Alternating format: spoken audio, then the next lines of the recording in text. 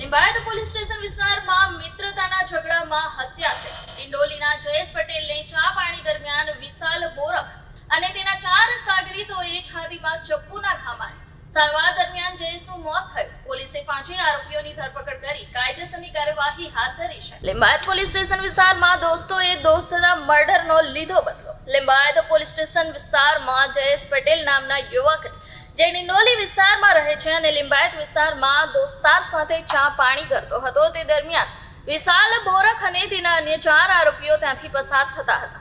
એ દરમિયાન વિશાલ બોરખે કહ્યું કે આ એક જયેશ પટેલ છે જેણે આપણા દોસ્તની હત્યા કરી હતી અને મારી માને પણ માર્યું હતું. તે દરમિયાન જયેશ પટેલ સાથે વિશાલની બોલાચાલી થતા વિશાલે એની પાસે મૂકેલો ચપ્પુ જયેશને છાતીના ભાગે મારી દીધો. આ સારવાર દરમિયાન તેનું મોત નીપજ્યું હતું. જયેશ પટેલ અગાઉ મર્ડરના ગુનામાં જામીન પર છૂટ્યો હતો. લિંબાયત પોલીસે આ 5 આરોપીઓની ધરપકડ કરી કાયદેસરની કાર્યવાહી હાથ ધરી છે.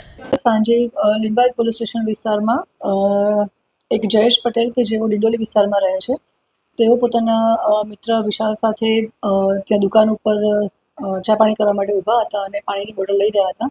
એ અરસામાં જે આરોપી છે વિશાલ બોરખ, ઓમ ગીરાસે, વેદાંત નિકમ, ગૌરવ જાદવ, યશ ઉર્ફે ઈશુ અને રાહુલ ખેરનાર કે જેઓ ત્યાંથી પસાર થઈ રહ્યા હતા અને આ જયેશ પટેલ છે એ અગાઉ મર્ડરના ગુનામાં આરોપી રહી ચૂક્યા છે. અત્યારે જામીન ઉપર છૂટેલા હતા અને તેને જોતા જે આ વિશાલ બોરખ અને એના સાથીદાર મિત્રો છે એ લોકોએ અંદર સંવાદ કર્યો કે આ એ જ જયેશ છે કે જેણે આપણા મિત્રનું મર્ડર કરેલું હતું અને મારા મધરને પણ મારેલા હતા.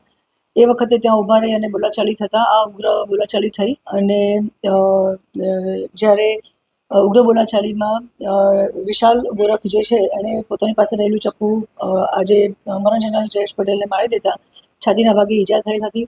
હોસ્પિટલમાં એડમિટ કર્યા હતા અને સારવાર દરમિયાન એનું મૃત્યુ થયેલ હતું. જે સંદર્ભે લિંબાયત પોલીસ સ્ટેશનમાં મર્ડરનો ગુનો દાખલ થયેલો છે અને અમારી 5 આરોપીઓને અમે એરેસ્ટ કરેલા છે. અગાઉ જે મરણ જનાર છે જયેશ પટેલ, એણે જે મર્ડર કરેલું હતું, આરોપી જે છે અત્યારે વિશાલ ગોરખ, એના મિત્રનું મર્ડર કરેલું હતું અને વિશાલ ગોરખના માતાને પણ જે તે સમયે એણે મારામારી કરેલ હતી. એ વાતની અદાવત રાખી અને વિશાલ ગોરખ વાગે ચપ્પુથી મરણ જનાર ઉપર હુમલો કર્યો હતો અને સારવાર દરમિયાન એનું મૃત્યુ થયું હતું.